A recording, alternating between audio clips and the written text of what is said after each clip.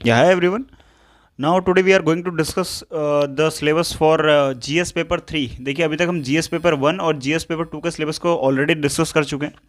अगर आपने वो वीडियोस नहीं देखी हैं तो एक बार आप श्योरली उनको जाकर चेकआउट कीजिए।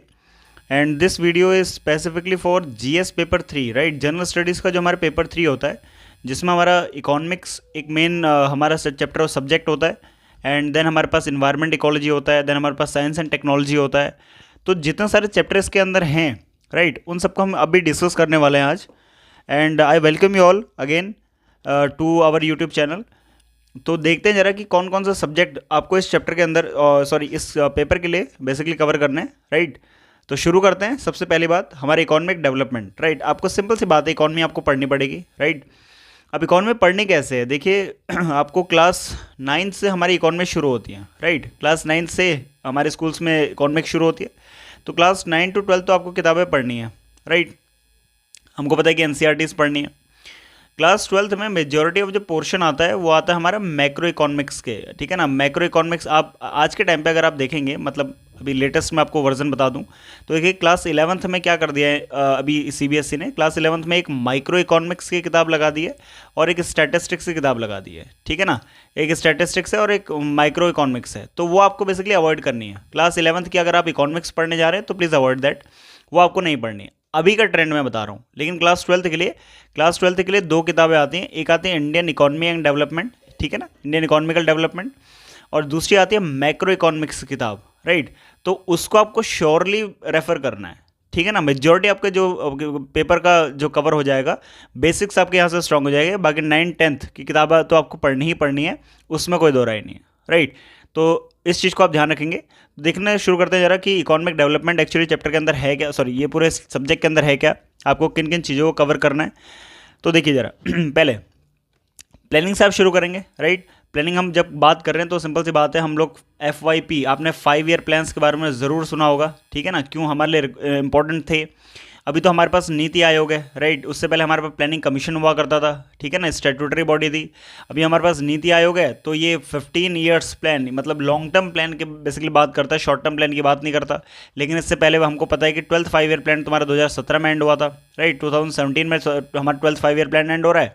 तो सिंपल सी बात है कि वहाँ से हमारे FYP 5 ईयर प्लान हमारे खत्म हो गए, राइट। देन उसके बाद हमारे नीति आयोग आता है, ये लॉन्ग टर्म बेसिकली डॉक्यूमेंट लेकर आया है। तो इसमें इस तरीके से आपको जो है समझना पड़ेगा। तो देखिए प्लानिंग आपको पढ़नी पड़ेगी, मीनिंग क्या है, क्यों हमें रिक्वायर्ड है, ठीक है, किस तरीके से इंडियन प्लानिंग हिस्ट्री रही, कब बेसिकली चेंजेस हुए, प्लानिंग कमीशन का क्या रोल था, हमारे जो जो है कितने 5 ईयर प्लान्स बेसिकली आए, किस 5 ईयर प्लान के अंदर क्या क्या चीज़ें आई। देखिए 5 ईयर प्लान से अच्छे खासे क्वेश्चन बने हुए हैं, ठीक है ना। FYP की अगर आप बात करते हैं, 5 ईयर प्लान्स की अगर आप बात करते हैं, तो सिंपल सी बात पूछ लेते हैं कि poverty elevation, right. Poverty elevation आपका किस 5 ईयर प्लान का ऑब्जेक्टिव था। सिंपल सी बात है, जैसे इंडस्ट्रियल डेवलपमेंट है, इंडस्ट्रियल डेवलपमेंट हमने किस 5 ईयर प्लान में लॉन्च करा था, ये आपको पता होना चाहिए, ठीक है ना। किस प्लान को हमारे PC महालनोबिस प्लान भी बोला जाता है, तो सेकंड 5 ईयर प्लान में था, ठीक है ना। तो ये सारी चीज़ों को आपको पता होना चाहिए, ठीक है। तो इस तरीके से आप इसको कवर करेंगे। सिंपल सी बात है। एंड सिमिलरली 2017 के बाद हमारा जो नया इंस्टीट्यूशन है, ठीक, प्लानिंग कमीशन को बेसिकली रिप्लेस कर दिया गया किससे, नीति आयोग से।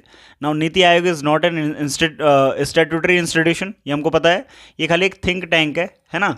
तो ये सब आप किस में कवर करेंगे, अपने सब्जेक्ट के लिए बेसिकली कवर करेंगे, ठीक है। आप इसमें मल्टीपल चीज़ें जो है रेफर कर सकते हैं। तो ये ध्यान रखिएगा, ये प्लानिंग वाला जो पूरा मुद्दा है, ये क्लास 12th की जो किताब है इंडियन इकोनॉमी एंड डेवलपमेंट, जो मैं आपको बता रहा हूँ, उसके अंदर अच्छा खासा इसका पोर्शन कवर किया हुआ है। हालांकि सारे 5 ईयर प्लान को कट टू कट डिस्कस नहीं किया हुआ है, बट हाँ अच्छा खासा इसमें आपका बेसिक स्ट्रॉन्ग करने के लिए दिया हुआ है, राइट। देन कमिंग टू हमारा नेक्स्ट जो हमारा टॉपिक इसमें रहेगा, मोबिलाइजेशन ऑफ रिसोर्स। आपको पता होना चाहिए रिसोर्सेज क्या हैं, इकोनॉमी के अंदर रिसोर्सेज बोलते किसको है, फाइनेंशियल रिसोर्स क्या होता है, ह्यूमन रिसोर्स क्या होता है, नेचुरल रिसोर्सेज क्या होते हैं, कैसे एक जगह से दूसरी जगह उनको ले जाया जा सकता है, कैसे उनका मोबिलाइजेशन होता है, राइट। देन उसके बाद आपको ये पता होना चाहिए, एक सेकेंड, या देन उसके बाद आपको पता होना चाहिए कि बेसिकली रोल ऑफ सेविंग क्या होता है, इन्वेस्टमेंट क्या होता है, राइट। गवर्नमेंट के जो सोर्सेज हैं टैक्सेस के, revenue and non revenue taxes, just wait for a while, या तो बेसिकली आपको पता होना चाहिए कि गवर्नमेंट के जो सोर्सेज हैं, टैक्सेबल नॉन टैक्सेबल, ठीक है ना। तो टैक्सेशन एक जो चैप्टर है बेसिकली वो आपको थोड़ा बहुत पढ़ना पड़ेगा। आपको पता होना चाहिए कि है एक्चुअली है क्या। Physical policy, ministry of finance, monetary policy, reserve bank of India, इन दोनों में अंतर क्या है ना, ये आपको पता होना चाहिए, then coming to banking sector से बहुत इंपॉर्टेंट बेसिकली हमारा टॉपिक है ये। यहाँ से मेजोरिटी ऑफ क्वेश्चन यहाँ से बनते हैं हमारे पास, राइट। बैंकिंग सेक्टर से क्वेश्चन बन रहे हैं। नॉन बैंकिंग फाइनेंशियल इंस्टीट्यूशंस या कंपनीज होती क्या है ये आपको पता होना चाहिए, राइट। कैपिटल मार्केट आपको पढ़ना पड़ेगा, कैपिटल मार्केट, मनी मार्केट ये आपको पढ़ना पड़ेगा, है ना। देन उसके बाद हमारा एक्सटर्नल सोर्सेज, हमारे पास फॉरेन डायरेक्ट इन्वेस्टमेंट है, हमारे पास ओडीए है, राइट। देन उसके बाद कमिंग टू हमारा पब्लिक बोरिंग, तो ये सब चीज़ें आपको जो है इसके अंदर कवर करनी पड़ेंगी रिसोर्सेज के अंदर। Then coming to next topic, growth and development, right. तो डेवलपमेंट का मतलब क्या होता है, ग्रोथ का मतलब क्या होता है, इसके बीच में अंतर क्या होता है, थोड़ा बहुत आपको पता होना चाहिए, राइट। देन उसके बाद आपका ग्रोथ एंड डेवलपमेंट के डिटर्मिनेंट्स क्या है, किन किन चीज़ों से ग्रोथ एंड डेवलपमेंट आपका इफेक्ट होता है, what are the factors which effects the growth and development of any country, right.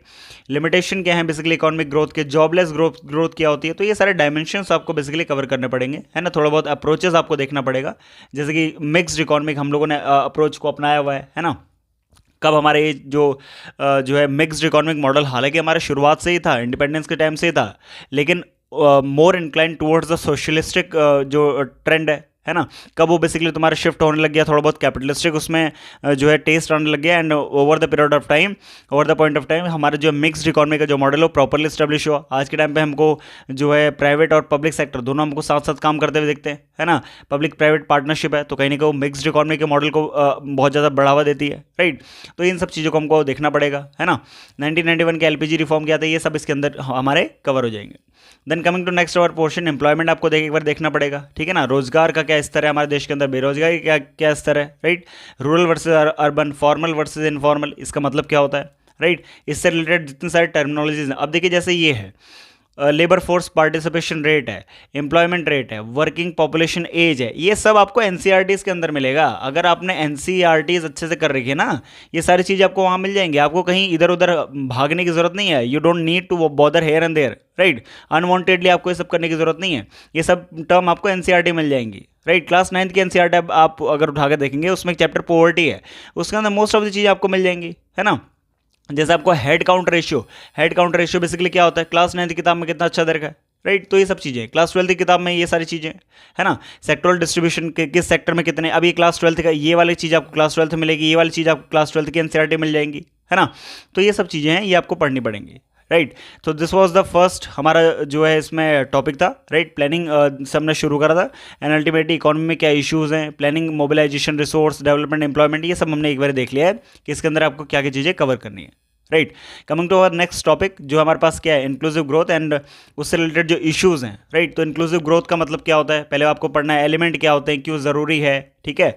Then उसके बाद आपका क्या उसमें बेसिकली क्या है, उसके इंडिकेटर हैं, कैसे पता करेंगे कि इंक्लूसिव ग्रोथ है या नहीं है। हमारे FYPs जो 12th 5 ईयर प्लान्स हैं, वो इंक्लूसिव ग्रोथ में बेसिकली कैसे उन्होंने मदद की, राइट, कैसे उनको सस्टेनेबल बनाया, है ना। चैलेंजेस क्या है हमारे पास ग्रोथ को अचीव करने के, इंक्लूसिव ग्रोथ को अचीव करने के लिए, ये आपको एक बार देखना पड़ेगा। Then coming to government budgeting, देखिए बजट आपको प्रिपेयर करना पड़ता है। बजट मतलब आपको सरकार के लिए बजट नहीं बनाना, सरकार आपको बजट बना के देगी, सरकार का बजट को आपको बेसिकली पढ़ना पड़ेगा। आपको एक्चुअली बजट पढ़ना पड़ता है 3 साल का। मैं ऐसा क्यों बोल रहा हूँ, आप लोग सोचेंगे कि भाई ये तो हद ही होगी, 3 साल का बजट कौन पड़ेगा। जी हाँ, आपको पता होना चाहिए। रेफरेंस की मैं बात कर रहा हूँ, जैसे फॉर एग्जांपल आपने अगर 2025 में आपने अगर एग्ज़ाम देना है, तो पहली बात उससे 1 साल पहले और 1 साल बाद का आपको बेसिकली बजट तैयार करना पड़ेगा, और इस साल का तो करना ही पड़ेगा, राइट। तो बेसिकली 2024-25 के लिए अभी सरकार ने जो बजट लॉन्च करा है वो तो आपको पढ़ना ही पड़ेगा, लेकिन उससे पहले वाले साल का मतलब 2023-24 का जो बजट था वो आपको रेफरेंस के लिए पता होना चाहिए कि इस साल के कंपैरिजन में यहाँ पे कितना क्या हुआ है। एंड सिमिलरली जब आप इस साल का कर लेंगे तो एग्जाम तो आप इसी साल के बजट से देंगे, इसी साल के बजट की स्कीम्स एंड ऑल जो भी उसमें ट्रेंड है। सिमिलरली आपका जब अगर निकल जाता है तो 2026 में आप जब इंटरव्यू देने जाएंगे तो आपको उस साल का बजट, मतलब तब तक तो बजट आ चुका होता है, राइट। तो अगर नहीं आया है तो वेल एंड गुड, बट अगर आ गया है तो कहीं ना कहीं आपको बजट उसके लिए प्रिपेयर करना पड़ेगा, है ना। तो मैं इसीलिए बोल रहा हूँ 3 साल का तो बेसिकली आपको बजट कंठस्थ होना चाहिए, बट आपके एग्जामिनेशंस के लिए आपको 2 साल के लिए बजट जो है कंठस्थ करना पड़ेगा। थोड़ा बहुत अच्छा खासा रेफरेंस आपको पता होना चाहिए, कौन सी स्कीम है, क्या ट्रेंड रहा है, सरकार बेसिकली क्या बता रही है, उसमें कैपिटल रिसीट हमारा जो है बढ़ रहा है नहीं बढ़ रहा है। ऐसा उसने क्वेश्चन पूछा हुआ है कि लास्ट 1 डिकेट से जो गवर्नमेंट का बेसिकली कैपिटल रिसीट है वो ट्रेमेंडियसली बढ़ा है। अब ये स्टेटमेंट बिल्कुल ही फॉल्स थी। ट्रेमेंडियसली का मतलब अगर आपको पता होगा तो सिंपल सी बात है कि भाई बहुत तेजी से रफ्तार से, अब ऐसा तो हो नहीं सकता कि किसी इकॉनमी में इतना बूम आ गया अचानक से कि भाई 10 सालों में इकॉनमी 0 to 100 हो गई है ना। ऐसा तो हम ले नहीं सकते। तो ये सारे क्वेश्चंस को आपको ध्यान रखना पड़ता है, बट हाँ इसका आपको एनालिसिस पता होना चाहिए, इसकी आपको रीजनिंग पता होनी चाहिए पीछे। तो आपको थोड़ा बहुत ट्रेंड ऑफ जो बजट हमारे इकोनॉमिक सर्वे में बजट में जो दिए होते हैं वो आपको पता होना चाहिए, राइट। देन गवर्नमेंट बजटिंग में आपको क्या पता होना चाहिए कि क्यों ज़रूरत है, क्या कंपोनेंट उसके होते हैं, रेवेन्यू अकाउंट क्या होता है, कैपिटल अकाउंट क्या होता है, देन सिंबल। अब ये चीज़ें आपको कहाँ मिलेंगी, ये आपको क्लास 12th की अगेन मैक्रो इकोनॉमिक्स की किताब अगर आप पढ़ेंगे, ये सारी चीज़ें आपके मोस्ट ऑफ द सारी चीज़ें आपके वहाँ से कवर हो जाएंगी, राइट। देन उसके बाद 2017 से बजट प्रोसेस जो है उसमें क्या चेंजेस हुए, मतलब कुछ ज़्यादा चेंज हुए नहीं। जो रेलवे का बजट था और जो हमारा जनरल बजट होता है बेसिकली दोनों को मिला दिया। दूसरी बात जो है फरवरी में अब बजट बेसिकली पेश होता है और ज़्यादा कुछ चेंजेस में हुए नहीं। अब क्यों हुए वो आपको पता होना चाहिए एक बारी, राइट।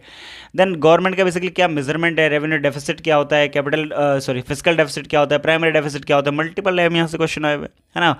गवर्नमेंट की फिजिकल पॉलिसी क्या है, डेफिसिट रिडक्शन कैसे कर सकते हैं, घाटे को कैसे कम कर सकते हैं। अब आपका FRBM एक्ट है, ठीक है, ये कब का एक्ट है, 2003 का बेसिकली एक्ट है ये, ठीक है। तो ये आपको बेसिकली पढ़ना पड़ेगा, तो ये आपको एक बार देखना पड़ेगा, राइट, कि physical responsibility and budget management act क्या था, है ना, ये आपको थोड़ा बहुत देखना पड़ेगा। देन उसके बाद आपका ये बजट से रिलेटेड जो टर्मिनोलॉजीज होती हैं कि बजट आउटकम क्या होता है, जीरो बेस्ड बजट बेसिकली क्या होता है, ये आपको एक बार ही देखना पड़ेगा, right.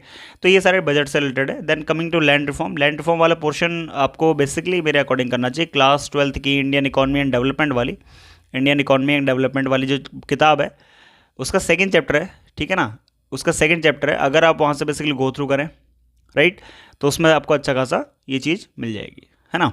I think first chapter से भी काफ़ी सारे रेफरेंसेस आप ले सकते हैं। बाकी फर्स्ट सेकंड चैप्टर आप पढ़ेंगे तो मतलब किताब तो आपको पढ़नी पड़ेगी, है ना। बाकी मैं स्पेसिफिकली बोल रहा हूँ सेकंड चैप्टर वहाँ पे उस किताब के अंदर आपको बहुत अच्छा खासा इस चैप्टर के बारे में या इस टॉपिक के बारे में तैयार करवा देगा। तो देखिए लैंड रिफॉर्म जो हमारे बेसिकली खेत से जो हमारे कृषि से रिलेटेड जो हमारे चेंजेस थे, लैंड रिफॉर्म जो थे, ज़मींदारी सिस्टम उस टाइम पे चल रहा था, राइट। तो हमारे बेसिकली लैंड फ्रेगमेंटेड थी, तो फ्रेगमेंटेशन ऑफ लैंड को हमारे कंसोलिडेशन ऑफ लैंड में करा गया, है ना, जिसको हिंदी में चकबंदी बोलते हैं। तो क्यों बेसिकली रिक्वायर्ड था, ठीक है, रेशनल का मतलब होता है क्या लॉजिक था उसके पीछे, क्या कंपोनेंट थे लैंड रिफॉर्म के, है ना, हमारे इंपैक्ट क्या हुए लैंड रिफॉर्म से, क्या प्रॉब्लम थी उसको इंप्लीमेंट करने में, राइट। इससे रिलेटेड आपको केसेस पता होना चाहिए, राइट। तो गोलकनाथ केस कब आया, तो ये सब चीज़ें आपको पता होना चाहिए। इससे थोड़ा आपको इंटरलिंकिंग करनी पड़ेगी पॉलिटी से इसको, राइट। क्या सक्सेस हुए नहीं हुए हमारे लैंड रिफॉर्म्स, ठीक है ना, क्या इनिशिएटिव गवर्नमेंट ने लिए, जैसे लैंड लीजिंग क्या होती है, एक्विजिशन क्या होता है, acquisition rehabilitation and resettlement act, ये आपको एक्ट एक बार देखना पड़ेगा, हालांकि आउटडेटेड है but not so required, but हाँ एक बार आपको इन्फॉर्मेशन तो कहीं ना कहीं पता होना चाहिए, राइट। इफेक्ट क्या हुआ है basically LPG reform, LPG liberalisation, privatisation, globalisation, तो वही यहाँ पे लिबरलाइजेशन लिखा हुआ है, उदारीकरण जिसको हम लोग हिंदी में बोलते थे। तो 1991 के बाद हमारे इकोनॉमिक रिफॉर्म्स आए जिसमें हमने LPG लिबरलाइजेशन, उदारीकरण, प्राइवेटाइजेशन, निजीकरण, ग्लोबलाइजेशन, वैश्वीकरण, इन तीनों को हम लोगों ने अपना लिया, राइट। तो ये बोला कि उसके इफेक्ट क्या हुए, है ना, फेजेस क्या थे बेसिकली लिबरलाइजेशन के, किस किस जगह पर कब कब इंप्लीमेंट हुआ, है ना, क्या इंपैक्ट हुए उसके अलग अलग सेक्टर्स ऑफ इकोनॉमी हमारे देश के अलग अलग सेक्टर्स में, है ना, अलग अलग हिस्सों में बेसिकली किस किस तरीके से उसने अपना इफेक्ट दिखाया, इम्पैक्ट दिखाया। देन उसके बाद हमारी इंडस्ट्रियल पॉलिसी जो थी, है ना, इंडस्ट्रियल ग्रोथ, उसको कैसे उसने बूस्ट करा, हमारे 1956 की इंडस्ट्रियल पॉलिसी रिजोल्यूशन था। देन उसके बाद हमारे जो मल्टीपल उसके अंदर चेंजेस हुए, देन फाइनली हम 1991 में जो इंडस्ट्रियल पॉलिसी है, ठीक है, उसको पूरा चेंज कर लिया। तो उससे पहले क्या कैसे हमारी इंडस्ट्रियल पॉलिसी थी, देन उसके बाद हमारी इंडस्ट्रियल पॉलिसी कैसे होगी, ये आपको थोड़ा कंपेरेटिव स्टडी पता होनी चाहिए। अगेन क्लास 12th की किताब आप देखिए, वहाँ पे you will definitely come to know all these facts, right, बहुत थॉरोली, बहुत अच्छे से देखा वहाँ पे, राइट। देन आपको इंडस्ट्रियल पॉलिसी एक बार देखनी पड़ेगी। 1991 में मैंने आपको बताया कि LPG रिफॉर्म हमने करे थे, बट वो LPG रिफॉर्म कितने सक्सेसफुल हुए, किन किन सेक्टर्स में उसने अपना इफेक्ट दिखाया है मेजरली, वो आपको एक बार ही देखना पड़ेगा। फेजेस क्या थे हमारे इंडस्ट्रियल ग्रोथ के, लिंकेज कैसे हुए इकोनॉमिक रिफॉर्म इकोनॉमिक आउटकम में, क्या हमारे वीकनेसेस थी इकोनॉमिक पॉलिसी को लेकर, क्यों अभी तक हमारी इकोनॉमी जो है पूरी तरीके से डेवलप नहीं हो पाई है, हमारा सेकेंडरी सेक्टर जिसको बैकबोन ऑफ एनी हमारे जो सेकेंडरी सेक्टर है जिसको बैकबोन ऑफ एनी कंट्री बोला जाता है, एनी इकॉनमी बोला जाता है, वो अभी भी हमारे डेवलप्ड नहीं है, अंडर डेवलप्ड है। इसीलिए हमारे देश के अंदर जो है मेक इन इंडिया जैसे प्रोग्राम राइट। मेक इन इंडिया जैसे प्रोग्राम चलाए गए हैं ताकि हम लोग डोमेस्टिक प्रोडक्शन को क्या कर सकें, बढ़ा सकें। डोमेस्टिक प्रोडक्शन अगर बेसिकली बढ़ेगा तो सिंपल सी बात है हम लोग क्या कर पाएंगे, ज़्यादा एक्सपोर्ट कर पाएंगे। तो इम्पोर्ट लेड इकॉनमी से हम लोग एक्सपोर्ट लेड इकॉनमी बनेंगे। जब एक्सपोर्ट ज़्यादा करेंगे तो फॉरेक्स, फॉरेन एक्सचेंज, ठीक, फॉरेन एक्सचेंज बेसिकली हमारे पास क्या आएगा, इनवर्ड होगा, वो ज़्यादा से ज़्यादा फॉरेक्स हमारे पास आएगा और अल्टीमेटली हमारा डॉलर और रुपी का जो बेसिकली रेट है वो स्टेबल रहेगा। ये ठीक है, ये सब आपको एक बार देखना पड़ेगा। ये तो मैं आपको वैसे समझा रहा हूँ बिकॉज मैंने वो लिंक एक बार बना लिया है, ठीक है ना, आपको बनाना पड़ेगा, राइट। ये सब आपको पता होना चाहिए। नेशनल मैन्युफैक्चरिंग पॉलिसी क्या है हमारी, स्पेशल इकोनॉमिक जोन्स बेसिकली क्या होता है, SEZ आपको एक बार देखना पड़ेगा। मेक इन इंडिया पॉलिसी हमारे पास है, राइट, कि देश के अंदर हो ना। और आज के टाइम पे तो मतलब ड्यूरिंग कोविड हमारे प्राइम मिनिस्टर जी ने बोला था वोकल फॉर लोकल। अब इसका मतलब सिंपल है, मतलब ये नहीं बोल रहे कि भाई लोकल माल खरीदो, इसका बहुत डीप थोड़ा मतलब आपको समझना पड़ेगा कि आपको जो हमारे डोमेस्टिक इंडस्ट्रीज़ हैं, जो हमारे MSMEs हैं, उनको जो है पुश करने के लिए हम हमारी गवर्नमेंट मल्टीपल जो है इनिशिएटिव लेकर आ रही है। तो वोकल फॉर लोकल का सिंपल मतलब ये था कि आपको लोकलाइजेशन करना होगा। अगर परचेसिंग की बात कर रहे थे, मतलब डोमेस्टिक इंडस्ट्रीज या डोमेस्टिक प्रोडक्शन जो हो रहा है उसको भी आपको पुश देना है। ऐसा नहीं कि बाहर से आई हुई चीज़ों को आप लग्जीरियस समझ के खरीद रहे हैं, है ना, थोड़ा बहुत इस तरीके से आपको समझना है। इंफ्रास्ट्रक्चर की अगर हम बात करते हैं, एनर्जी में, पोर्ट में, रोड्स में, एयरवेज में, रेलवेज में, ये कैसे हमारा बेसिकली काम करता है, कितना बेसिकली आज के टाइम पे हो रहा है। जैसे हमारा BOT मॉडल होता है, ठीक है ना, बिल्ड ऑपरेट ट्रांसफ़र मॉडल होता है, देन ये सारी चीज़ें होती है, कितने तरह के मॉडल होते हैं ये आपको एक बार देखना पड़ेगा, है ना। ग्रीन फील्ड प्रोजेक्ट होते हैं, देन ब्राउन फील्ड प्रोजेक्ट क्या होते हैं, ये क्या होते हैं एक बार आपको देखना पड़ेगा, है ना। कौन से प्रोजेक्ट किस पर बेस्ड हैं। हमारे देश के अंदर अभी कुछ एयरपोर्ट इस्टेब्लिश करा गया, उसके अंदर बोला गया कि सारे ही हमारे ग्रीन फील्ड हैं, बट अल्टीमेटली वो ब्राउन फील्ड प्रोजेक्ट थे, राइट। तो ये सब आपको एक बार you have to go through, है ना। आई होप यहाँ तक आपको समझ में आ रहा होगा। Coming to the investment model, आपको देखना पड़ेगा कि इन्वेस्टमेंट की ज़रूरत क्यों है हमें, हमारे देश के अंदर सोर्सेज क्या है हमारे देश के अंदर इन्वेस्टमेंट के। Then domestic investment model basically हम लोग पढ़ेंगे इसमें टाइप्स के अंदर। फॉरेन इन्वेस्टमेंट मॉडल्स क्या, हमारे पास FDI है, FII है, पहले FPI हुआ करता था, अभी सरकार ने उसको हटा दिया है ना। एंड उसके बाद हमारे सेक्टर स्पेसिफिक जो हमारे मॉडल्स हैं, है ना, इन्वेस्टमेंट मॉडल्स हैं। अच्छा, पब्लिक इन्वेस्टमेंट मॉडल हो गया, हमारा प्राइवेट इन्वेस्टमेंट हो गया, डायरेक्ट रूट के थ्रू आ सकता है क्या, गवर्नमेंट रूट के थ्रू का कौन कौन से आ सकते हैं, ये आपको you have to go through once. तो ये आपको देखना पड़ेगा, right. So this was the complete syllabus for हमारा GS पेपर 3 का इकोनॉमी वाला पोर्शन। अगर आपको अर्थशास्त्र वाले में कोई दिक्कत आ रही है तो मेरे को एक बार वापस से बताइए, है ना। इकोनॉमिक डेवलपमेंट वाला हमने पूरा कवर कर लिया, आई होप जस्टिस कर पाए यहाँ तक मैं, right.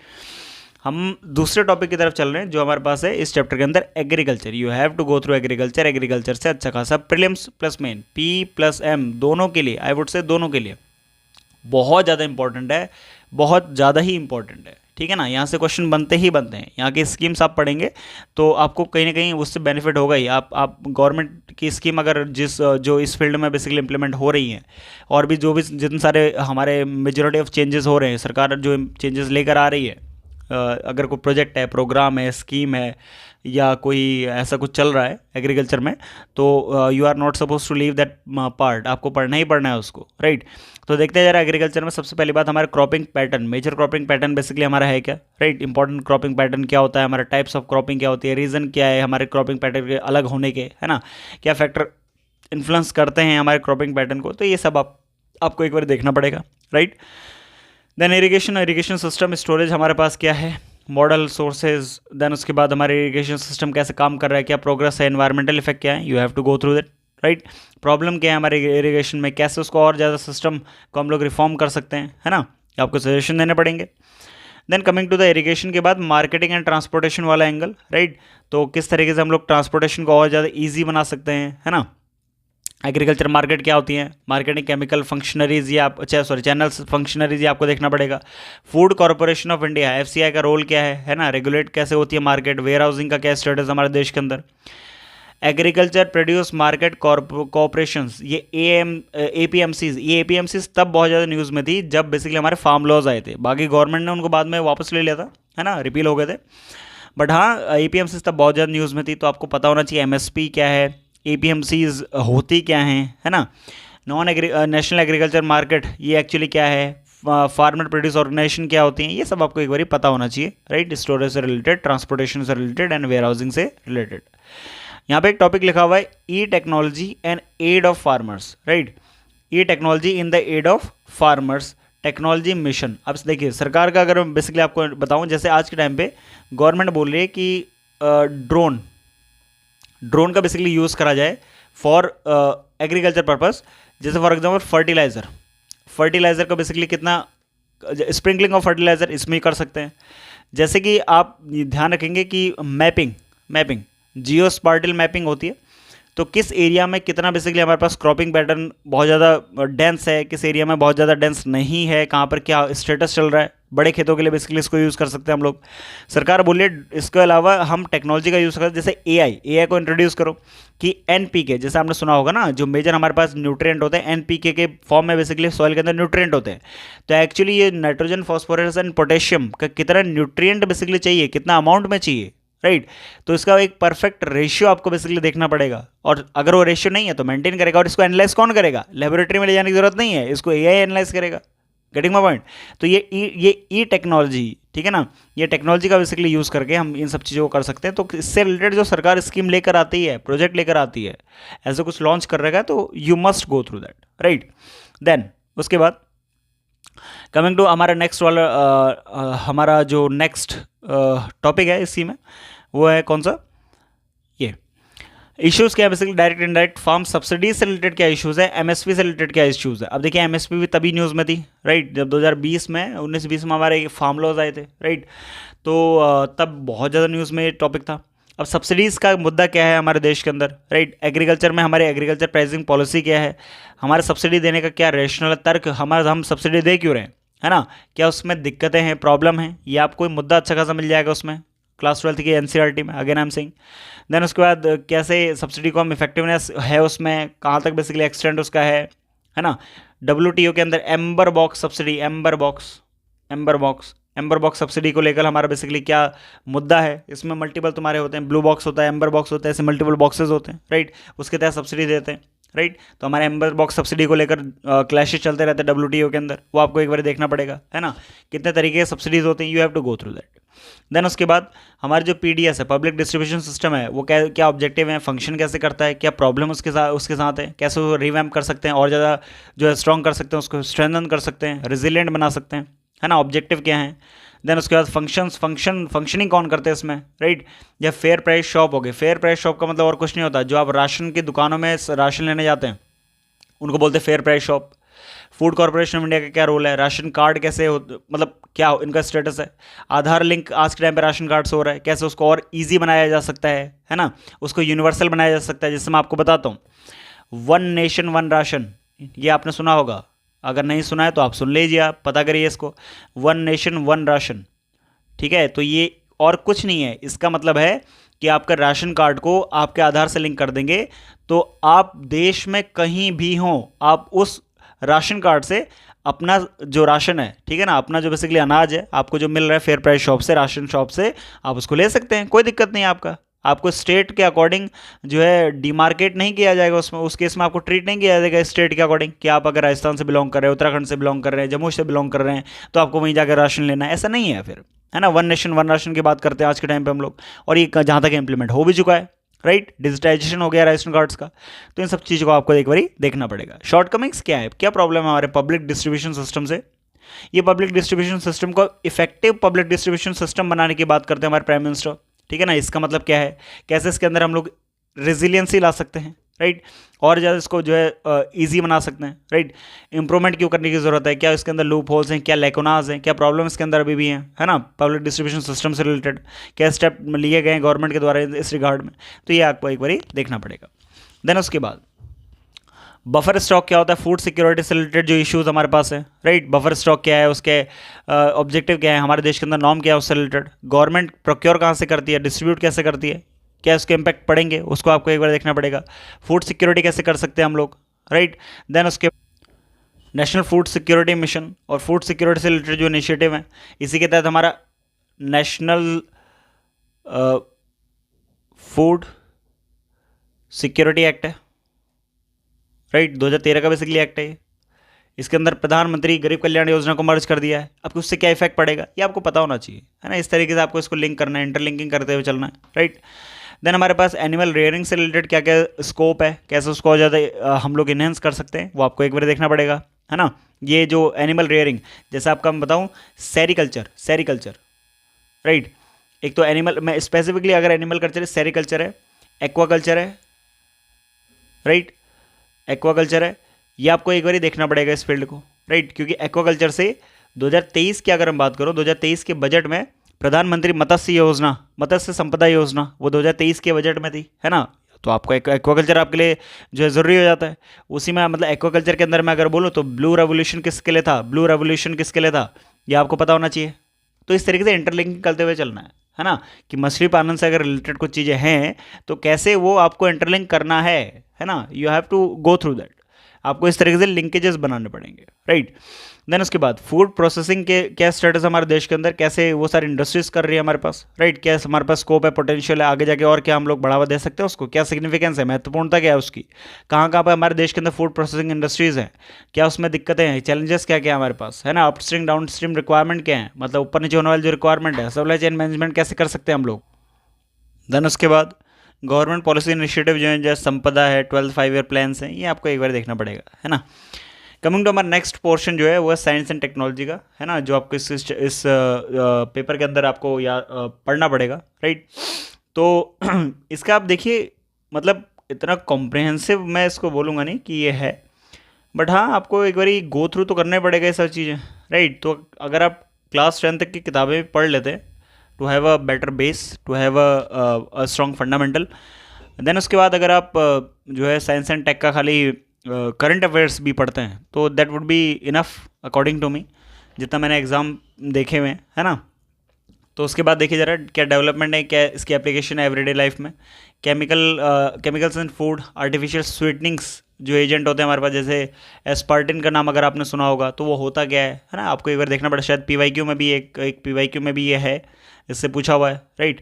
That which of the following are the artificial sugar, तो ऐसा कुछ वो क्वेश्चन था। फूड प्रिजर्वेटिव्स क्या होते हैं, ये आपको देखना पड़ेगा कि क्यों इंपॉर्टेंट है ना। तो देन उसके बाद ड्रग्स जो हमारे एंटासिड्स होते हैं, देन उसके बाद ये सारी चीज़ें आपको एक बार देखनी पड़ेगी, जैसे जो है टीबी, ट्यूबरक्लोसिस से रिलेटेड अभी 3 basically drug government of India ने रिलीज़ करी हैं, उनका नाम मैं एक्चुअली भूल रहा हूँ। देन उसको आपको एक बार देखना पड़ेगा, बार बार उसको रिवाइज करना पड़ेगा, है ना।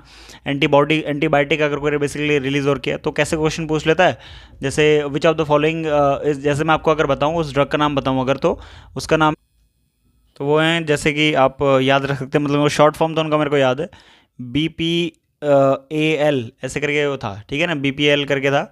तो इसमें ये बी का नाम तो मेरे को याद है, बेडेक्लोइन था, ठीक है ना। बाकी PL आपको एक बार देखना पड़ेगा। तो ये सब चीज़ें आपको पता होना चाहिए, है ना। वो ऐसे क्वेश्चन पूछ लेगा दैट कि इनका पुराना जो बेडेक्लोइन was recently in news, it is related to what, तो ऐसे बोल देगा कि नीचे कोई एस्टेरॉयड है, कोई आपका जो है long range air to air missile है, कोई ड्रग है, या नन ऑफ दी अब, ऐसे करके क्वेश्चन दे देता है वो। आप अगर PYQ एनालाइज करेंगे तो आपको ये वाले क्वेश्चन पक्का मिलेंगे उसमें, राइट। तो इस तरीके से आपको जो है पढ़ना पड़ेगा, है ना। क्लींजिंग एजेंट क्या होता है, हमारे सोप, सिंथेटिक डिटर्जेंट, या भाई क्लास 10 का टॉपिक, इसको एक बार वहाँ जाके देख सकते हैं, तो देख लीजिएगा, राइट। ग्लासेस हो गया, वाटर सॉफ्टनर हो गया, देन उसके बाद हमारा वाटर प्योरिफिकेशन, डिसइंफेक्शन या डिसइंफेक्टेंट क्या होता है, माइक्रोवेव ओवन, ये सब चीज़ें मतलब आती नहीं है वैसे, है ना। ये बेसिकली ऐसा नहीं कि आपको पूछ लेगा वो, बट हाँ थोड़ा बहुत आपको जो है इस चीज़ के बारे में पता हो तो to be safe I would say, है ना। तो देन उसके बाद हमारा जो इंडिया के अंदर साइंस एंड टेक का अचीवमेंट है वो आपको एक बार देखना पड़ेगा। जय चंद्रशेखर वेंकट रमन, ये कौन थे, तो ये पर्सनैलिटीज़ के बारे में you should be having a little idea about, right. तो होमी जागीर भाभा, ये इनके बारे में तो एटलीस्ट थोड़ा बहुत पता होना चाहिए, है ना। तो ये सब चीज़ें आपको जो है थोड़ा बहुत देखनी पड़ेंगी। ऐसा नहीं कि इनकी बायोग्राफी आप पढ़ने बैठ गए, बट थोड़ा बहुत जहाँ से आपको नॉलेज मिल जाए, राइट। देन उसके बाद अब आता है हमारा मेन चीज़, जो हमारा इंडिजिनाइजेशन है टेक्नोलॉजी का। मतलब जैसे कि हम मेक इन इंडिया प्रोग्राम अगर फॉलो कर रहे हैं तो हर एक फील्ड में फॉलो कर रहे हैं, राइट। तो वैसे टेक के फील्ड में जैसे मल्टीपल हम लोग डिफेंस के अंदर अपना DRDO हमारा जो है आज के टाइम पे अच्छा काम कर रहा है, राइट।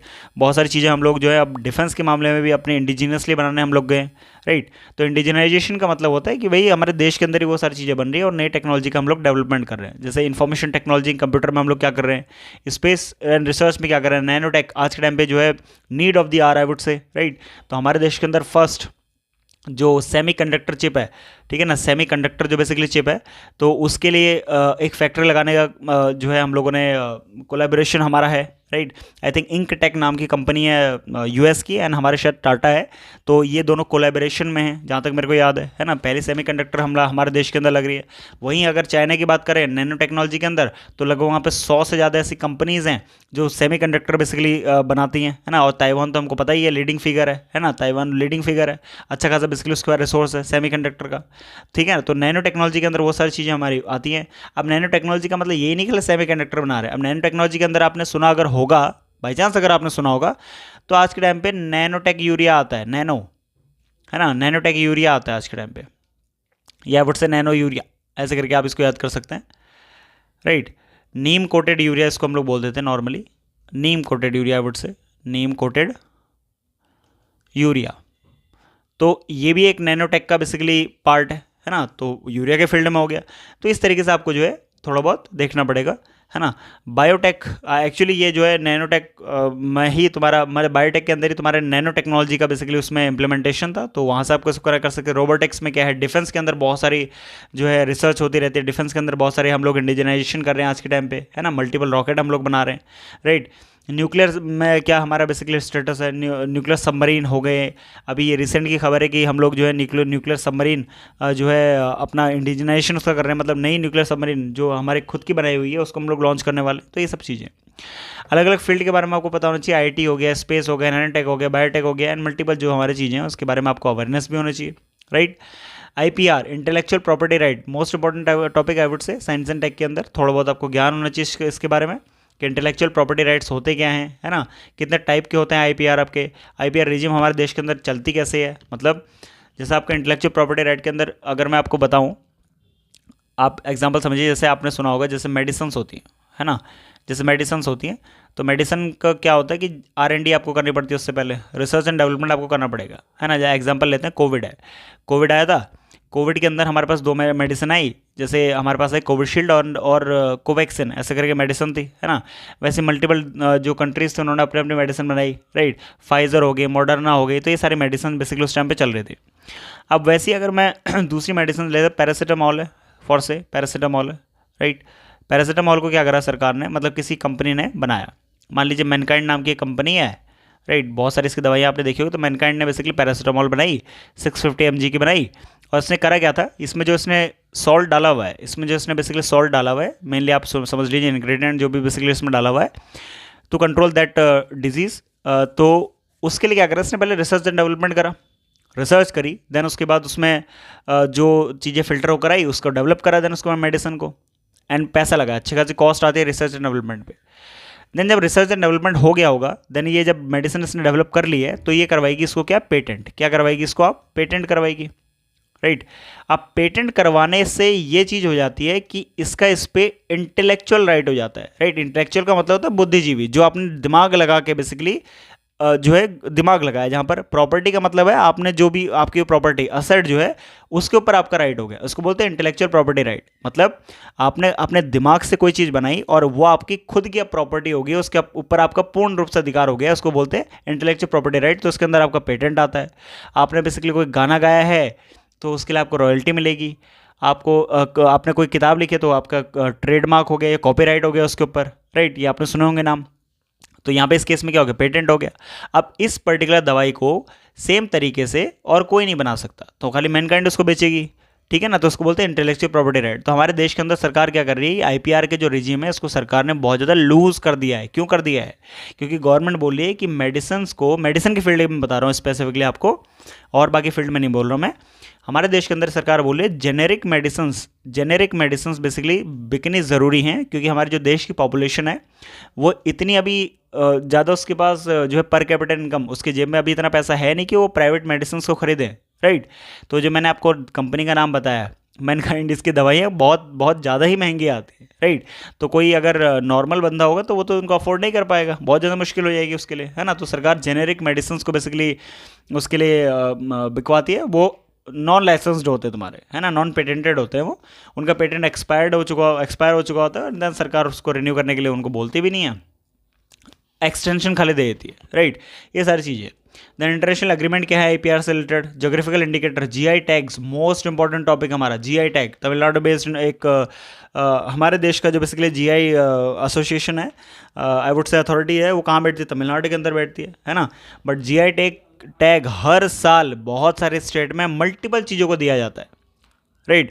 जैसे आपने दार्जिलिंग टी का नाम सुना होगा, दैट वाज द फर्स्ट चीज जो हमारे देश के अंदर जिसको जीआई टैग मिला था, दार्जिलिंग टी, है ना। तो ये सारी चीज़ें हैं, है ना।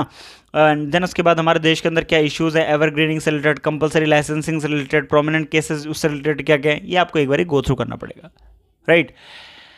कमिंग टू हमारा नेक्स्ट बहुत जो इंपॉर्टेंट हमारे लिए सेगमेंट बन जाता है, जहाँ से मेजॉरिटी ऑफ क्वेश्चन आते हैं यूपीएससी के अंदर हर साल, प्रीलिम्स के अंदर, उसको हम बोलते हैं बायोडाइवर्सिटी एंड एनवायरनमेंट, राइट। ये आपको बहुत अच्छे से प्रिपेयर करके जाना है, ऐसा नहीं कि पीएचडी कर लें आप, बट हाँ आपको प्रिपेयर इसको करना ही करना है, छोड़ने का कोई स्कोप इस टॉपिक के अंदर कोई बनता है नहीं। देखिए बायोडाइवर्सिटी क्या होती है पढ़ना पड़ेगा, जेनेटिक क्या है, स्पीसीज क्या होती है, इकोसिस्टम क्या होता है पढ़ना पड़ेगा, राइट। इंपॉर्टेंस क्या है बायोडाइवर्सिटी की, है ना, ये सब आपको एक बार देखने पड़ेंगे। रीज़न क्या है लॉस ऑफ बायोडाइवर्सिटी के, एक बार आपको गो थ्रू करना पड़ेगा। कंजर्व कैसे कर सकते हैं बायोडाइवर्सिटी को, इन सिटू एंड एक्स सिटू जो हमारे कंजर्वेशन है, मेथड ऑफ कंजर्वेशन की मैं बता रहा हूँ आपको। इको सेंसिटिव जोन ESA ये क्या होते हैं, इकोलॉजिकल हॉटस्पॉट क्या होते हैं, हमारे नेशनल गाइडेंस एंड लेजिस्लेशंस क्या हैं इसके ऊपर लेकर, जैसे वाइल्ड लाइफ प्रोटेक्शन एक्ट है हमारे पास, फॉरेस्ट राइट प्रोटेक्शन एक्ट है, ये सारी चीज़ें हमारे पास हैं। इंटरनेशनल एग्रीमेंट एंड ग्रुपिंग्स क्या है इससे रिलेटेड, है ना, वो सब आपको देखना पड़ेगा। IUCN क्या होता है, साइट्स क्या होता है, तो ये सब आपको एक बार देखना पड़ेगा, है ना। Then environmental pollution and degradation, ये तो आपको पढ़ना ही पड़ेगा। दिल्ली तो पॉल्यूशन का गढ़ वैसे ही बन चुकी है आज के टाइम पे, है ना। तो पॉल्यूशन से रिलेटेड क्या क्या कितने तरीके का पॉल्यूशन होता है, पॉल्यूटेंट्स पार्टिकल क्या होते हैं, राइट। अब जैसे अगर हम बोले, हमको पहले पता था पॉल्यूटेंट पार्टिकल के बारे में खाली PM2.5 और PM10, ये खाली दो हमारे पर्टिकुलेट मैटर होते हैं, है ना, पॉल्यूटेंट्स होते हैं। बट आज के टाइम पे इसको जो है एक्सटेंड कर दिया गया है इसके डेफिनेशन को हमारे देश के अंदर, कि अगर आपने नॉक्स पढ़ा होगा, अगर आपने मतलब नाइट्रोजन ऑक्साइड, राइट, अगर आपने बेसिकली सॉक्स पढ़ा होगा, नाइट्रोजन ऑक्साइड हो गया, सल्फर ऑक्साइड हो गया, आपने मीथेन के बारे में पढ़ा होगा, आपने कार्बन मोनोऑक्साइड के बारे में पढ़ा होगा, है ना। तो ये सारी चीज़ें भी क्या हो गई, मल्टीपल चीज़ें। इसके अलावा मल्टीपल आर्गन है, आर्गन इसके अंदर बेसिकली गैस है, राइट। तो ये मल्टीपल चीज़ें, ओजोन है, O3 ओजोन है। तो ये मल्टीपल गैसेज बेसिकली आज के टाइम पे हमने देख लिया है कि हाँ ये भी क्या कर रहे हैं, पॉल्यूटेंट की तरह इनको ट्रीट करा जा रहा है। ये O3 में अगर लिखा हुआ है तो ध्यान रखिएगा इसका, मैं स्ट्रेटोस्फेरिक ओजोन की बात कर रहा हूँ, सॉरी ट्रोपोस्फेरिक ओजोन की बात कर रहा हूँ, स्ट्रेटोस्फेरिक ओजोन की बात मैं नहीं कर रहा, राइट। ये ट्रोपोस्फेरिक ओजोन है, ये बनती कैसे है, ये सब आप कॉन्सेप्ट में एक बार देखेंगे, है ना। देन उसके बाद अब यहाँ पे वही सब लिखा हुआ है कि ओजोन जो लेयर है उसका डिप्लीशन कैसे हो रहा है, कैसे खत्म हो रही है वो, है ना। अंटार्कटिका में से छेद हो गया था ना, ये आपने तो सुना होगा, स्कूल टाइम पे भी सुना होगा। ग्रीन हाउस गैसेस क्या होते हैं, ग्लोबल वार्मिंग कैसे कॉज हो रही है, यूट्रोफिकेशन क्या होता है, डिजर्टिफिकेशन क्या होता है, मरुस्थलीकरण बोल देते हैं इसको हम लोग हिंदी में, एसिड रेन क्या होती है, कैसे कॉज होती है, हैजार्डियस वेस्ट क्या है हमारे पास, हैजार्डियस वेस्ट मैनेजमेंट एक्ट भी है इसके लिए, ये आपको एक बार देखना पड़ेगा। क्या क्या कॉजेज हैं, सोर्सेज हैं पॉल्यूशन होने के हमारे देश में, है ना। प्रिवेंट कैसे कर सकते हैं उसको, हमारे पास कंट्रोल पॉलिसीज़ क्या हैं, कैसे कंट्रोल हम लोग करेंगे, स्कीम क्या चल रही है सरकार ने। नेशनल इन्वायरमेंटल एजेंसीज कौन कौन सी हमारे देश के अंदर, जैसे आपने सुना होगा ministry of environment and forest and climate change, आपने जो है ट्राइब्यूनल का नाम सुना होगा, NGT 2010 में बनी थी, राइट। आपने सुना होगा CPCB के बारे में, अगर नहीं सुना सुन लीजिए आप, CPCB central pollution control board, वैसे SPCB है स्टेट पॉल्यूशन कंट्रोल बोर्ड, ये आपने सुने होंगे। तो ये सारी एजेंसीज हैं, लेजिस्लेशन इससे रिलेटेड है, पॉलिसीज बना रखी हैं इन लोगों ने, राइट। देन उसके बाद हमारे पास इंटरनेशनल इन्वायरमेंटल एजेंसीज कौन कौन सी हैं, है ना, ये आपको एक बार देखना पड़ेगा। UNFCCC क्या होता है, उसकी कॉन्फ्रेंस ऑफ पार्टीज होती हैं, कॉप्स होती है उसकी, अभी जस्ट COP29 होने वाले, शायद 11 नवंबर से शुरू हो रही है इस बार, UAE के अंदर है मे बी, जहाँ तक मेरे को याद है ना। ये आपको एक बार देखना पड़ेगा। देन हमारे पास इन्वायरमेंटल इंपैक्ट असेसमेंट, इससे PYQ में क्वेश्चन बने हुए हैं, इस बात का ध्यान रखिएगा आप। इन्वायरमेंटल इंपैक्ट असेसमेंट मतलब अगर इसका सिंपल मतलब मैं अगर आपको बताऊं तो आपको अभी के अभी समझ में आ जाएगा, बाकी आपको फिर उसके बाद थोड़ा कॉन्सेप्ट देखना है। EIA का मतलब है जैसे मैं कोई अगर इंफ्रास्ट्रक्चर प्रोजेक्ट शुरू कर रहा हूँ तो उस जगह पर उस प्रोजेक्ट को शुरू करने के बाद कितना इन्वायरमेंटल को इम्पैक्ट पड़ेगा, उसी की ही चेक करना है हमने, उसी का ही असेसमेंट करना है, बस उसी को चेक करना है, उसको बोलते हैं EIA। और ये हमारे देश में कतई नहीं होता। अगर मैं बोलूँ चार धाम प्रोजेक्ट में ये सारी चीज़ें मिसिंग होंगी, मोस्ट ऑफ द चीज़ें मिसिंग हैं। इसी की वजह से आपने अगर I am unable to remember that name, जो टिहरी में बेसिकली जिसकी वजह से जो है लैंडस्लाइड की सिचुएशन हुई थी, देयर इज़ अ डैम, है ना, वो डैम से ध्यान रखिएगा, उसकी वजह से भी अब 2-3 साल पहले वो न्यूज़ में था, है ना। तो वो EIA के अगेंस्ट में बेसिकली वो सारी चीज़ें चल रही थी, एनवायरमेंटल इम्पैक्ट असेसमेंट उसका हुआ नहीं था। तो वो होता क्या है, क्या गाइडलाइन हमारे देश के अंदर, ये आपको पढ़ना पड़ेगा, क्या प्रोसेस क्या होती है, क्यों चाहिए, क्या बेनिफिट हैं, शॉर्टकमिंग क्या प्रॉब्लम इससे रिलेटेड है ना, क्या क्या सरकार ने बेसिकली मेजर्स लिए हुए हैं इससे रिलेटेड, ये सब आपको एक बारी देखना चाहिए। Then coming to disaster management वाला टॉपिक, हमारे देश के अंदर क्या टाइप्स ऑफ डिजास्टर्स क्या, अच्छा नेशनल डिजास्टर का मतलब क्या होता है, इसकी डेफिनेशन में कौन कौन से डिजास्टर आते हैं, कौन इनको बेसिकली घोषित करता है राइट, कौन नोटिफाई करता है, और क्या बेनिफिट होता है अगर किसी को नेशनल डिजास्टर, किसी स्टेट में अगर किसी डिजीज़ को नेशनल डिजास्टर का बेसिकली दर्जा मिल जाता है तो उसके क्या बेनिफिट्स हैं, you should go through this right, एक बार आपको देखना चाहिए इसको राइट। देन उसके बाद मैनेजमेंट कैसे कर सकते हैं, कम्युनिटी लेवल डिजास्टर मैनेजमेंट क्या होता है, गवर्नमेंट के क्या इनिशिएटिव है, इसके अंदर हमारे नेशनल डिजास्टर मैनेजमेंट NDMA है ना, ये एक्ट हमारे पास है ना, जब उसी के तहत हमारे क्या बने हुए हैं, NDRF और SDRF राइट। तो ये सब आपको फोर्सेस हमको देखने को मिलेंगी, है ना, तो ये आपको एक बारी देखना चाहिए। देन कमिंग टू सिक्योरिटी, हमारा सिक्योरिटी वाला portion, internal security, external security right, एक बारी हम उसको भी देख लेते हैं फटाफट। देखिए ज़रा सिक्योरिटी की अगर हम बात करते हैं तो देखिए हमारे देश के अंदर क्या क्या क्या बेसिकली लिंकेज है बिटवीन सिक्योरिटी और एक्सट्रीमिज़म में, है ना। फैक्टर क्या क्या हैं जो बेसिकली हमारे एक्सट्रीमिज़म को कॉज करते हैं, इतना ज़्यादा हमारे देश के अंदर जो है सेपरेटिज़म एक्सट्रीमिज़म बेसिकली हमारे देश के अंदर बढ़ रहा है ना। जैसे उसके अंदर हमारे जो लोग डिससेटिस्फाई होते हैं उससे तो हथियार उठा लेते हैं सरकार के अगेंस्ट में, that is an example of extremism. Naxalism यहाँ पे सेपरेटली लिख लिया, that is a component of extremism I would say right. अच्छा देन उसके बाद क्या क्या स्टेप लिए गए हैं इसको कम करने के लिए, है ना, तो ये सब आपको एक बारी गो थ्रू करना पड़ेगा। अच्छा रोल क्या है external state and non state actor, इसका मतलब कुछ नहीं होता, इसका मतलब या तो नक्सलिज्म है जो गवर्नमेंट के अगेंस्ट में काम कर रहे हैं, या टेररिज्म की है। नॉन स्टेट एक्टर का मतलब क्या होता है, टेररिस्ट्स या टेरर एक्टिविटीज़ या टेररिज्म राइट। तो ये सारे क्या है, क्या चैलेंजेस हमारे लिए कॉज कर रहे हैं, इंटरनल सिक्योरिटी को किस तरीके से, आंतरिक सुरक्षा को किस तरीके से हैम्पर कर रहे हैं, इस बात का ध्यान रखेंगे। Non state actor terrorism, Jammu Kashmir में सेपरेटिज्म, अलगाववाद की जो भावना है, लेफ्ट विंग एक्सट्रीज्म जो वहाँ पर बेसिकली हमको देखने को मिलता है, नॉर्थ ईस्ट इंसर्जेंसी, वहाँ पर इंसर्जेंट्स बेसिकली होते हैं, जैसे आपने नागा आर्मी के बारे में अगर सुना होगा, आपने अगर NSCN के बारे में सुना होगा, अभी NSCN में भी 2 हैं, एक इजाक मोएविया करके है, एक खापलांग करके है, NSCN खापलांग, NSCN जो है IM इजाक मोएविया, है ना। तो ये सब अगर आपने सुना होगा थोड़ा बहुत तो you would have a better clarity on this, है ना। तो नॉर्थ ईस्ट में भी हमारी इंसर्जेंसी है। देन टेररिस्ट हमारे हिंटरलैंड के अंदर बॉर्डर एरियाज़ में कैसे होता है, राइट विंग टेररिज्म क्या होता है, ये सब आपको एक बार गो थ्रू करना पड़ेगा ऑब्वियसली। देन उसके बाद इंस्टीट्यूशनल फ्रेमवर्क क्या है हमारे पास टैकल करने के लिए इन सारे चैलेंजेस को, हमारे पास NIA है जो 2008 में बनी थी, है ना। देन हमारे पास मल्टीपल और ज़्यादा हमारे पास लेजिस्लेशंस और जो है वो हैं, जैसे UAP है अभी बहुत ज़्यादा एक्टिव है, UAP unlawful activities prevention act, है ना। आई थिंक टाडा भी एक्टिव है, टाडा या पोटा में से कोई दूसरे में, इनमें से कोई एक जो है एक्सपायर हो चुका है राइट। तो एक बार आपको देखना चाहिए इस चीज़ को। देन कमिंग टू हमारा जो चैलेंजेस है इंटरनल सिक्योरिटी से रिलेटेड, कम्युनिकेशन नेटवर्क की अगर हम बात करते हैं तो मीडिया है, सोशल मीडिया है, इंटरनल सिक्योरिटी किस तरह के चैलेंज कॉज कर रहे हैं, क्या स्टेप है बेसिकली हमको लेना चाहिए कि इनकी सुरक्षा करें, मैनेजमेंट किस तरीके से हो सकता है सोशल मीडिया का, है ना, एज ए चैलेंज हमारे लिए कैसे बन जाता है।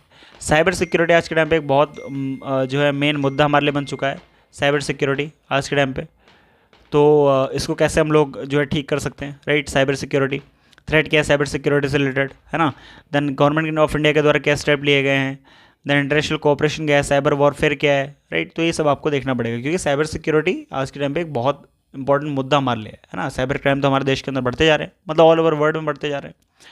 मनी लॉन्ड्रिंग एंड प्रिवेंशन, देखिए इसमें जैसे ही आप यहाँ पे आए ना, आपने एक इंस्टीट्यूशन का नाम जरूर सुना होगा, ED एनफोर्समेंट डायरेक्टरेट। तो money laundering prevention of money laundering act, PMLA act 2002 का बेसिकली ये एक्ट है। इसके केसेस कौन डील करता है, ED डील करती है। आपने इसका नाम पक्का सुना होगा, इस संस्था का नाम आपने पक्का सुना होगा, ED किसके पीछे लगी थी ये आपको पता ही है ना, क्यों न्यूज़ में थी ये भी आपको पता है। तो ये होता क्या एक्चुअली मनी लॉन्ड्रिंग, क्या इसके इम्पैक्ट है, चैलेंजेस क्या हैं, क्या गवर्नमेंट के द्वारा स्टेप लिए गए इसको काउंटर करने के लिए, टर्म्स रिलेटेड क्या है मनी लॉन्ड्रिंग, ये आपको देखना पड़ेगा भाई एक बार राइट। देन उसके बाद सिक्योरिटी चैलेंजेस क्या क्या हमारे देश में बॉर्डर एरियाज़ के अंदर है ना, कैसे हम कोस्टल टेरिटोरियल एरिया को जो है क्या क्या चैलेंजेस बेसिकली उससे रिलेटेड है, बॉर्डर एरिया से रिलेटेड। लैंड बाउंड्री डिस्प्यूट क्या है हमारे नेबर के साथ, जैसे मैकमोहन लाइन है। आप ये मैकमोहन लाइन किसके साथ है ये आप मुझे बताइए। चलिए मैं बता देता हूँ, चाइना के साथ है ना। तो उससे रिलेटेड क्या डिस्प्यूट है हमारे पास। नेपाल से रिलेटेड भी हमारे पास डिस्प्यूट है। अगर आपने बेसिकली गर्म पानी का एक हमारे पास इलाका है जो नेपाल बोलता है हमारा है, बट हम बोलते हैं कि नहीं नहीं वहाँ से लाइन हमारी क्रॉस करती है। तो गर्म पानी का बेसिकली वो जगह का नाम है गर्म पानी, आप इसका ध्यान रखिएगा, है ना। तो ऐसा नहीं कि वहाँ पे पानी गर्म है, गर्म पानी नाम की जगह है, वहाँ पर हमारा उसके साथ डिस्प्यूट है, राइट। तो ये सारी चीज़ें हमारी चलती रहती हैं, है ना। कैसे उसको रिजॉल्व कर सकते हैं ये आपके पास थोड़ा बहुत पता होना चाहिए आपको। देन इंडिया की पॉलिसी क्या है, border area security management policies जो गवर्नमेंट की है वो आपको देखना पड़ेगा। क्राइम को टेररिज्म ऑर्गेनाइज्ड क्राइम जो है वो टेररिज्म से कैसे उसके लिंकेजेस बनते हैं ये आपको समझना पड़ेगा, अच्छे से इंडियन कॉन्टेक्स्ट में समझना पड़ेगा क्या उसके लिंकेजेस हैं। अलग अलग सिक्योरिटी फोर्सेज हमारे देश के अंदर काम करती है, एजेंसीज काम करती है, उनके मैंडेट्स क्या क्या हैं, है ना, वो आपको देखना पड़ेगा। जैसे CAPF के बारे में आपको पता होना चाहिए, सेंट्रल आर्म्ड पुलिस फोर्सेज के बारे में पता होना चाहिए। जैसे सेंट्रल पैरामिलिट्री फोर्सेज कौन कौन सी हैं आपको पता होना चाहिए। Security intelligence agencies IBA RNAW ये थोड़ा बहुत आपको पता होना चाहिए इसके बारे में, है ना। मैंने ये नहीं बोला कि इनके बारे में रिसर्च करने बैठ जाओ, बट हाँ पता होना चाहिए, राइट। तो ये सारा हमारे क्या था, सिलेबस था फॉर GS पेपर 3। आई होप जितना मैंने आपको समझाया वहाँ तक आपको समझ में आया है। मैं इस वीडियो में आपके साथ जस्टिस कर पाया हूँ इस पूरे टॉपिक को लेकर। इसके अलावा आपको कोई भी अगर डाउट होता है तो आप मुझे टेलीग्राम पे मैसेज कर सकते हैं, या फिर इस वीडियो के कमेंट बॉक्स में आप कमेंट छोड़ दीजिए, मैं उसको फॉर श्योर टेकअप करूँगा। नेक्स्ट वीडियो हम GS पेपर 4 के लिए लेकर आएंगे। हालांकि उसका बहुत छोटा टॉपिक है, उसमें ज़्यादा कुछ चीज़ें डिफाइंड नहीं है, केस स्टडीज़ एथिक्स के अंदर आती हैं उसका, अगर आप एक बार देखें, बट कोई बात नहीं, मैं उसके लिए एक वीडियो में ले आऊँगा, ऐसा कोई दिक्कत है नहीं। बट इस वीडियो में अगर आपको कोई प्रॉब्लम आई होगी just do let me know, and for mean while आप बेसिकली चैनल सब्सक्राइब कर सकते हैं। इस वीडियो की PDF अल्टीमेटली आपको टेलीग्राम चैनल में मिल जाएगी, एंड मैं उसका हैंडल नीचे लिंक मैं जो है डाल दूंगा नीचे, आप वहाँ से उसको ज्वाइन कर सकते हैं, एंड फ्री ऑफ कॉस्ट इस PDF को बेसिकली डाउनलोड कर सकते हैं। देन उसके बाद आप अपनी प्रिपरेशन शुरू कीजिए। और कोई आपको हेल्प चाहिए होगी just do let me know, या तो टेलीग्राम पे या फिर इस जो है वीडियो के कमेंट बॉक्स में आप मुझे कमेंट कर दीजिएगा। तब तक के लिए गुड बाय, मिलते हैं आपसे नेक्स्ट वीडियो में।